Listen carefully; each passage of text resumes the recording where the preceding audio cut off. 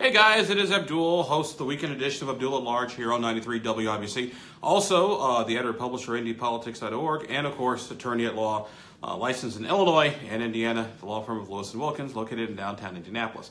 Figured, hey, if I'm going to do these things on Friday and leave my downtown law office, at least I can do is give a little bit of a shameless plug.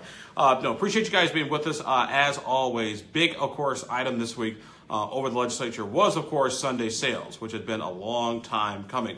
But what I thought was most interesting about Sunday sales was not the fact that it passed overwhelmingly in both the House and the Senate chamber, like 90% voting rate on both houses, but the fact that what got all this started was Jay Ricker.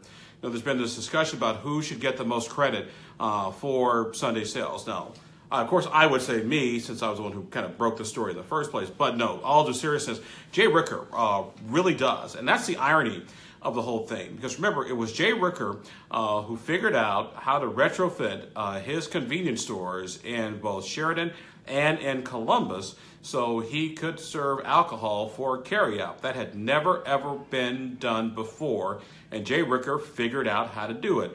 And he did it so well, they got a bunch of people's panties in an uproar and yelling and screaming and gnashing of teeth. And everybody said, look at him, he's exploiting a loophole in the law. I will maintain this to my dying day. There was no loophole. There never was a loophole. What Jay Ricker did was Jay Ricker complied with the law as it was written. These are what you need to be a restaurant. That's what they did, and they applied for their permits. And please note, because sometimes some people forget when they say Ricker tried to be too cute by half. No, they had to go through hearings, because in order for you to get a liquor permit, you have to go through the state and your own county liquor control board. So Jay Ricker not only had to go through the state of Indiana liquor control board, but up in Sheridan, he had to go through that liquor control board, and down in Columbus, Bartholomew County, he had to go through that liquor control board too. And he go through all three of those things, and everybody agreed that yes, Mr. Ricker, you fit what exactly is going on here. So there's this whole thing about loopholes. There was never one to begin with. And what do we do?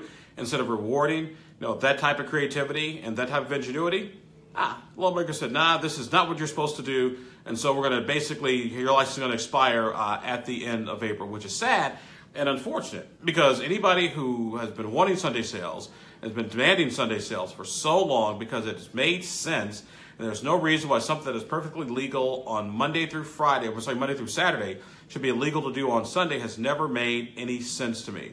And so, like I said, the irony of the irony is the one person who made all this possible, who gave the liquor stores, who gave the grocery stores what they wanted. And by the way, the liquor stores, what they wanted too, because liquor stores did not want cold beer. That is what they were scared to death of.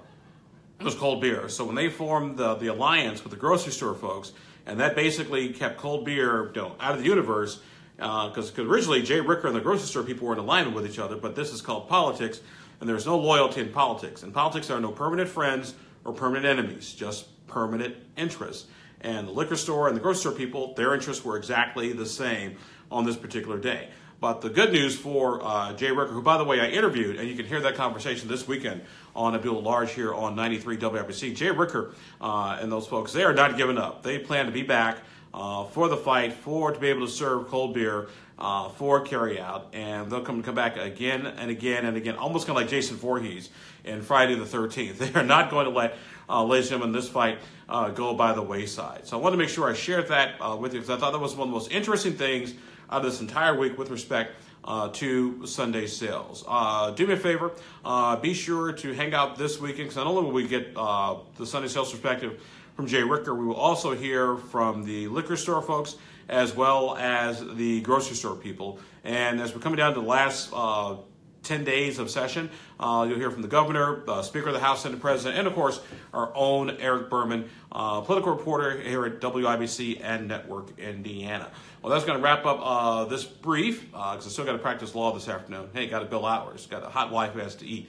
So actually, I don't want her to eat too much, because then she wouldn't be as hot as she used to be. Well, never mind. We'll be back again next Friday at 3 o'clock. Thank you for watching Abdul Online. Be sure to follow me throughout the week at WIBC.com and, of course, IndiePolitics.org. And if you need me for a lawyer, get a hold of me over at the law firm of Lewis & Wilkins. You folks, take care. Have yourselves a good Friday and a good weekend. Take care. Bye-bye.